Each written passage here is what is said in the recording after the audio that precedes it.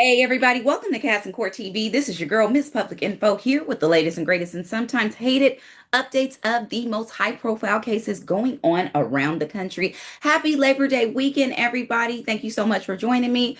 I came to you today because tomorrow, Labor Day, I'm going to take the day off with the rest of you. I hope you guys are having a great ending to your summer. This is the official end of the summer holiday. So I hope you guys are doing well. I hope that you guys enjoyed the summer and had a great time this summer. But we, of course, have to move on to the next season. Oh, wham, wham. For those of you who love summer, here in LA, we'll probably have heat for the next month, but technically it will be fall. So hope you guys are enjoying it. And I wanted to come to you today to get into our topics of details. Today, what have I been doing? I have been resting, chilling. Tomorrow, I'm going to continue to chill and rest. I want to recommend to you, this is unofficial and I'm not a paid promo or anything at all. But I want to recommend for you guys, if you need to watch something to watch and you have Netflix, definitely get into Come Hell or High Water, the Katrina documentary done by Spike Lee. He executive produced it. He also conducts some of the interviews during the documentary. It's really, really good.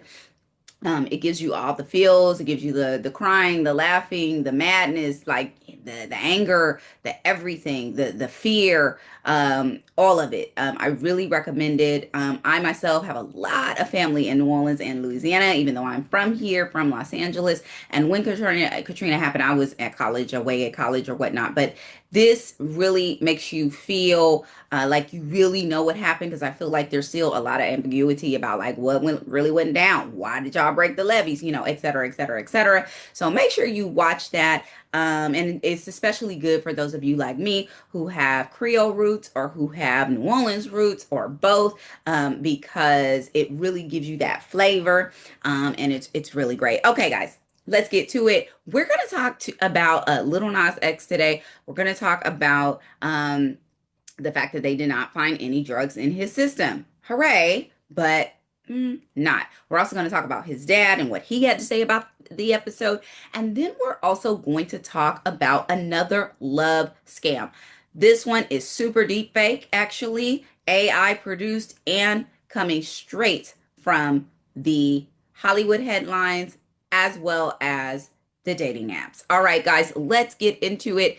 Now, Little Nas X, he really is somebody who we've all sort of grown up with during these past several years that he's sort of been on the scene. We really feel like we know him, right?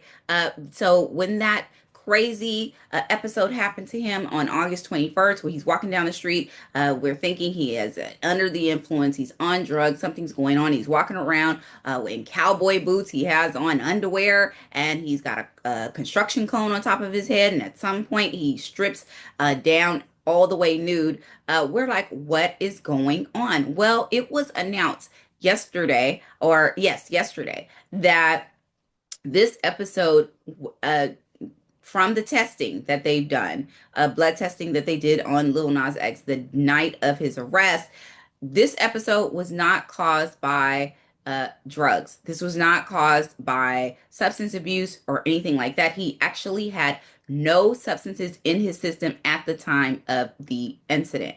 This has actually been reported as a psychotic break. Now, earlier, when this actually went down, the day actually he was bailed out of jail for $75,000 last Monday, his father was very clear and went on the record with TMZ and said, no, this is not mental health. This is not any of that. Now, many of us, really had a lot of theories. There were a lot of theories going on. This was an OD situation, or this was a psychotic break, or this was simply a publicity stunt. Now, this was not a publicity stunt.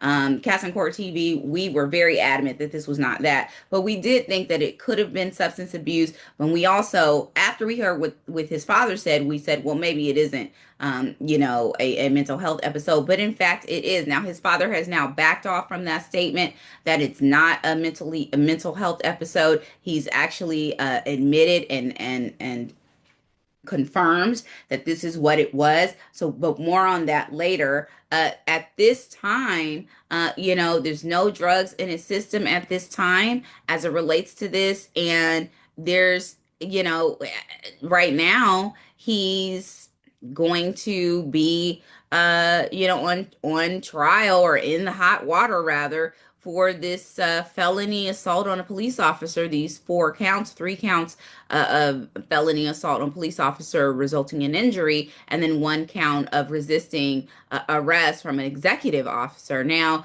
the drug charges, or the drug allegations rather, came from initial reports from police suggesting that he may have been high on drugs. This is actually a very normal sort of guess or hypothesis from police departments, especially the LAPD, because of the kinds of cases that they encounter on a daily basis, and particularly when they encounter cases with celebrities. So the judge ordered him to attend the Narcotics Anonymous meetings as a condition of his bail release on last Monday. Now, because they didn't find drugs in his system, that condition will likely be vacated. He has a second court appearance on September 15th. So when he does that court appearance, he'll likely be told by the judge that he doesn't have to do any Narcotics Anonymous, but he may have to start seeing a psychiatrist, start seeing a therapist, just as a condition of his bail release. But actually, he may need to see this professional as a condition as it relates to the charges that he's facing, because this, if he does see a therapist, or if he does see a psychiatrist, this will likely help him in his case. That the court may show leniency.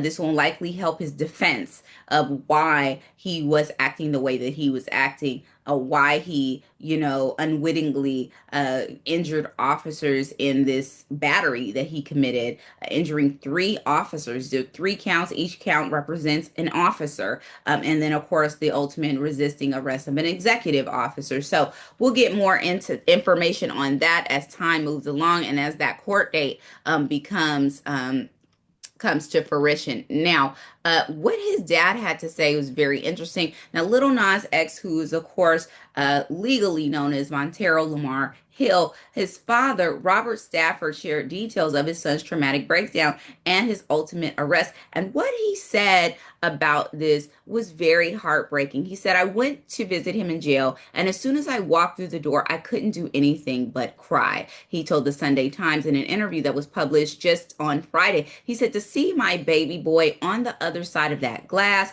we shed tears with each other for a minute." He said that it was just heartbreaking to see his son in this condition. I want to share a photo of Lil Nas X's dad as I talk about this situation. But it was just, he said it was just heartbreaking. Now, you can only imagine seeing your son, your kid or relative in this particular situation. And of course, this is not something that anyone ever wants to experience. But he goes on to say that he recalls telling his son, Lil Nas X, who is 26 years old, that what you are going through is normal. We all have breakdowns every now and then, but the difference is yours played out in the public eye, he told him. He also recalled the fact that Lil Nas X expressed remorse for the incident, which, he said that when I went to visit him, he asked me to say, "Please tell everybody I'm sorry they saw me like that." And even in that moment, he was apologizing to people for something he was actually going through. Now, his dad continues on, and he has said previously, or in this conversation, that, he was having a mental breakdown. In an interview, I believe, with TMZ, his dad actually said that, the industry did this to my son, that this is a result of the industry that he's in, that the industry did this to him, that he has had a hard time, and his mental breakdown is a cause of him being in this industry. Now, many of you agreed with that sentiment, because I saw the comments that you guys were leaving, and I completely agreed at the time and agree with you all now that, Lil Nas X has been eaten up by the industry. And, as I stated in that first episode when I presented this case, I stated then and I'll state again, everyone handles fame in a different way. Everyone handles fame differently. And with those differences come sometimes breakdowns. You are away from your family for long periods of time. When you're on the road, you are touring, you're in the studio, you're around people who are supposed to have your best interest at heart, but really they are part of a larger machine, which is marketing this star or the singer, this actor, whomever it might be, and you get lost in all of that. As somebody who has worked in publicity, TV, and film for many years, I can tell you that when you are someone who is in this sort of seat, where in the limelight, you have a lot of people around you who are constantly telling you what is good for you every single day. And these people who aren't necessarily bad, they don't necessarily have your best interest at heart because their mind is on doing their job. Their mind is not on, well, what's really good for Little Nas X's emotions? What's really good for him physically and spiritually, et cetera, et cetera. They're thinking about the job that they have to do. They've been hired by a record label. They've been hired by a film or television studio. They've been hired by a media agency to do this particular job. And it doesn't include thinking about this person who is absolutely a person as a person, but rather as a product, as a marketing image. So, as information comes more readily available about this situation, Little Nas X, which is very unfortunate, we will have more. But I do hope that this is something that he can work through. I hope that this is not the early staging of any sort of official mental health breakdown like schizophrenia or anything like that. Now, schizophrenia, I have experience with people who have had that condition, that illness. Schizophrenia a lot of times sort of rears its ugly head, or the beginning symptoms, in the 20s, mid 20s, early to mid 20s is when those sorts of symptoms of schizophrenia start to show up. It doesn't seem like that that might not be what's going on here, but you just never know. And so I'm hoping this is something that, he can work through, that can be worked through without medicine, that could be worked through with therapy, that doesn't, sort of lend him to have to be on any sort of psychotropics or anything like that. If he does have to have medicine, maybe it's just something that will help him sleep or something, but it's not something that where he's, on a heavy dosage of, of psychotropics, as those are not something that's fun for people to get on. And also, you see a swift decline a lot of times with people with those sorts of medications and that condition. So our thoughts and prayers are going to be with Little Nas X and his family for sure. Now, we are going to talk about this love scam.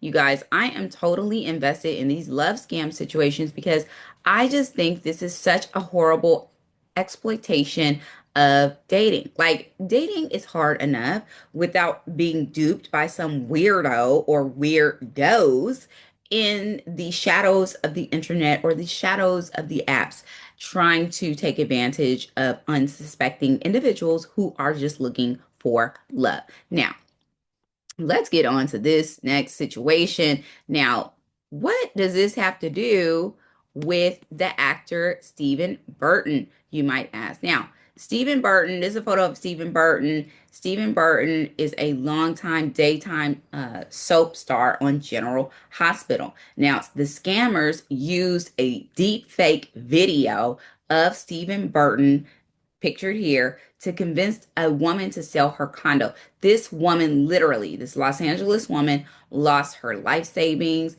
after these scammers used AI to deep fake themselves as uh, Stephen Burton. And these are really good deep fakes, by the way. This woman here, she um she unfortunately fell prey to this situation. I'm going to use this.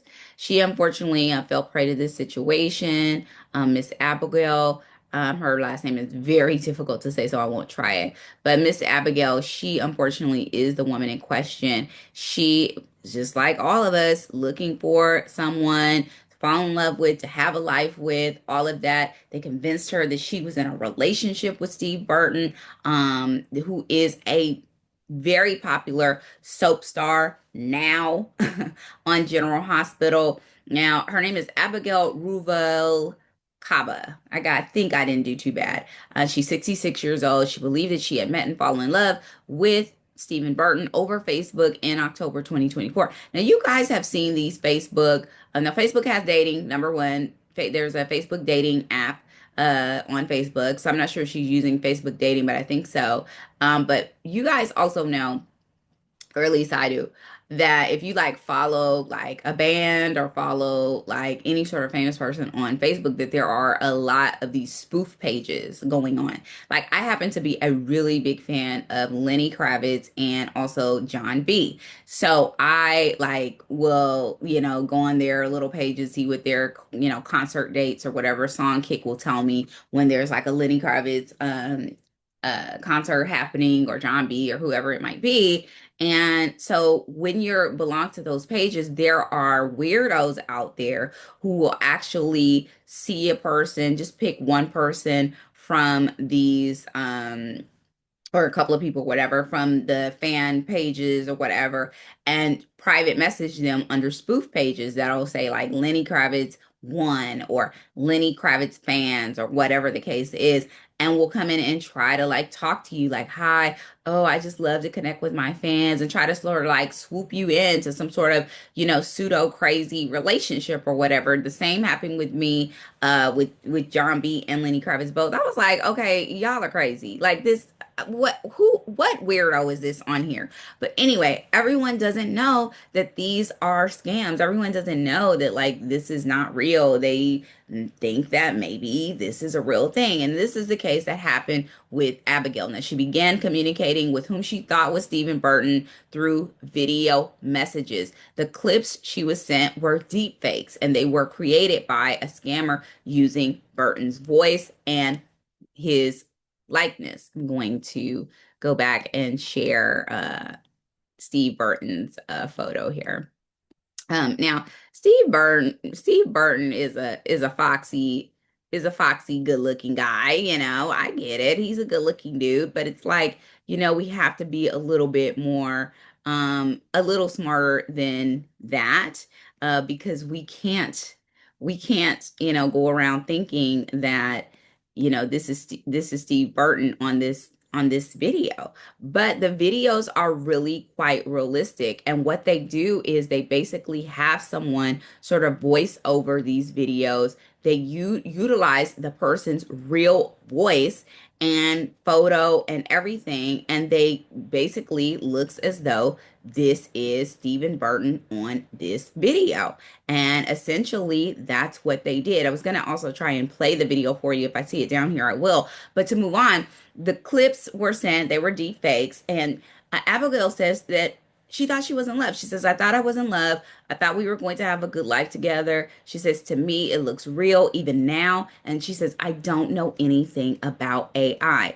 The scammer even used a video that Steve actually posted, warning his fans that he would never ask them for money, manipulating the clip to trick Abigail. So basically, it was a video of Steven. The original video basically said, hey guys, there's somebody, posing as me, asking my fans for money. I would never do that. They actually took that video and actually manipulated it to actually sound like he was talking to Abigail, and that he was sending her a love message or whatever.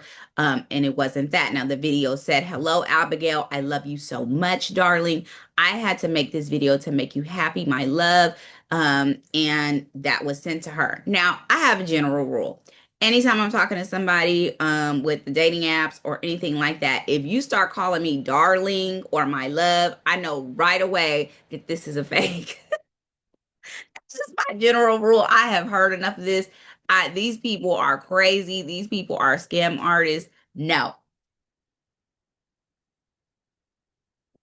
sorry, guys. No, these people are scam artists. I know when they start saying things like my love and darling, like, oh my God, no, this is a scam. Now, eventually, the scammer stated that asking her for money, the scammer actually asked her for money eventually, and she sent over $81,000 in cash, which led to her losing her home. And then it was checks, then it was Zelle, then it was excuse me. And she said it was everything. The scam continued, of course, and she was tricked into selling her family's condo for $350,000. Now, I don't understand how Abigail thought this was any way, shape, or form Steven. I also don't understand how or why she would ever like sell her condo or give up $81,000 in cash for a guy that she doesn't even know. But I'm not judging her. I just don't understand that. She even went and texted the scammer. I remember you had suggested to sell this place. I said no. Now I don't care. Then the scammer replied and said, if selling the place is what will give us a fresh start and bring us closer to where we both want to be, then I am behind you. Okay, so now I'm seeing what it really is that, she wanted to be able to give them the best start at a life together. And that's what the scammer was sort of carroting in the balance there. Her daughter, Vivian, told news agencies that it happened so quickly. Within less than 3 weeks, the sale of the home was done. It was over with, she said. She explained that her mom was actually an easy target because she has mental health problems and she suffers from severe bipolar disorder. The daughter, Vivian, says she argued with her. She says, now, no, how are you telling me this is AI? This is not AI. It sounds exactly like him. That's his face. That's his voice. I watch him on television, on General Hospital all the time. I know that that is him. Her daughter has actually launched a GoFundMe page to help the family get their home back now. And it is just sad. She says that there was only $45,000 left on the mortgage when the scammer tricked her mother into selling it far below market value. She said, when I discovered the scam in February, I immediately contacted everyone involved, provided my power of attorney, and submitted 3 medical letters from her doctors confirming that her mother lacked the capacity to make these decisions.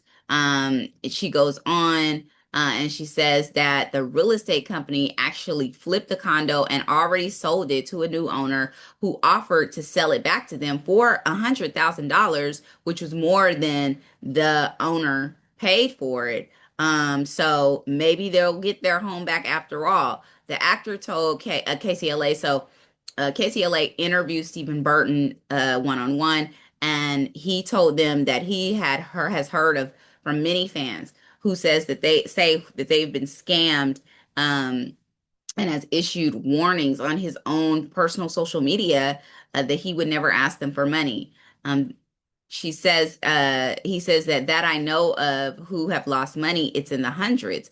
It's in the hundreds. He says, first of all, I don't need your money and I would never ask for money. He says, I see people that come to my appearances and look at me like they've had a relationship online with me and for a couple of years. And he's like, no, nope, I'm sorry. I don't know who you are. And he says, I can see the total, complete devastation on their faces when they find out that no, I don't know you. We've not been in a relationship together at all. So this is just so sad. I feel very, very sad for this woman, this Abigail woman. Obviously, she suffers from mental health issues. Her daughter is her power of attorney. The one thing I don't understand is, so did the daughter, get power of attorney over her mother after this happened or before? Because it sounds like she says she presented her power of attorney papers, so it sounds like she had power of attorney over her. So how was the woman actually able to sell without her daughter knowing anything. Because when you have a power of attorney over someone, they can't do anything. It's very without your knowledge or permission. They have to have your signature. So that's very interesting. It's very much like a conservatorship to a degree, really. Although it's a little bit legally, it's a little bit different. But when you're a power of attorney of someone, they actually can't make these transactions without like a signature or something to that nature. So I just wonder if maybe she forged a signature or something, or maybe the woman, her daughter, didn't get power of attorney until afterwards, but it sure sounded like she had it already. Oh my gosh, it is just so unfortunate. The woman is vulnerable. This is what I was talking to you guys about when I mentioned that Buster Scruggs love scam the ex-NFLer. I was saying that usually the targets for these sorts of things are vulnerable people. They are the elderly. They are people who have been through a lot, including people who have mental health issues. So please be careful out there. Those of you with or without mental health issues, those of you who are not older and desperate, even if you're not desperate and you're just out here like me, utilizing the dating apps every now and then or whatever, and you're a casual, you still need to be careful, and you still need to be like, have your spidey senses out and have that head on swivel as it relates to these people asking for money or anything like that, or even asking too much information about you. I tell my girlfriends whenever they do the dating apps, I tell them all, and I use this advice for myself: don't give these people too much advice. This goes for men dating women as well. Like everybody, just don't give people too much advice. Sometimes you'll be on these dating apps and you'll, run across a guy, and I'm just using man because I date men, and you'll run across a guy and he'll just, be asking you a bunch of questions that he doesn't really need to be asking. And it's like, rather than to get into this tay-to-tay with this person about why are you asking me all these questions? It's like, dude, bye, click. I mean, or delete or swipe or whatever you have to do, because it's like this person is being too intrusive, and you really have to take a look at that. I once, many years ago, had a guy who was like, oh, I want to pay your bills, so you just give me a list of your bills and your information so I can just go ahead and pay it. I was like, absolutely not. Who are you? You are a weirdo. And I did my own investigation of this person, and this person was a psycho, and he was actually fighting cases at that time, present day time, that included wire fraud and identity theft. So you just never know. Oh my goodness, online dating, app dating is so very risky. But again, how else do you meet people? I'm telling you, if you guys can figure out, this is the passive income. If you guys can figure out how people can meet people without going on dating apps and not going online and not just, putting themselves at risk for like crazy, potentially criminal blind dates, you are going to make some serious cash, and I'm here for it. All right, guys, that's going to be it for me for today. This has been your girl, Miss Public Info, here on this beautiful, glorious Labor Day weekend. Please enjoy your last weekend of the summer. Please, please, please have a good time. Stay cool. Have a great time with your friends and family. Barbecue, eat a lot, but exercise a lot afterwards. Plenty of water, plenty of water. All of that. Just be safe, guys. And please, please, please, as I always say, stay out of trouble. All right, guys, we'll talk to you soon. Peace.